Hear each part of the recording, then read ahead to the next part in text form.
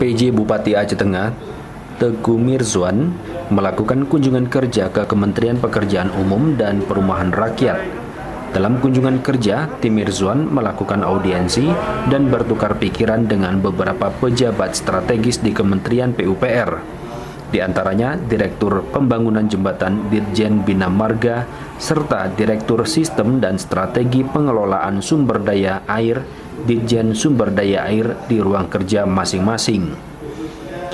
Di hadapan Direktur Pembangunan Jembatan Ditjen Bina Marga itu, tim Mirzwan menyampaikan gambaran kondisi terkini berikut permasalahan-permasalahan ketersediaan infrastruktur di Kabupaten Aceh Tengah. Berbagai usulan turut disampaikan tim Mirzwan pada kesempatan tersebut. Di antaranya mengenai keberlanjutan pembangunan jembatan Uning serta gagasan pembangunan infrastruktur pendukung pariwisata di Kabupaten Aceh Tengah seperti pembuatan jembatan gantung kaca dan lain sebagainya.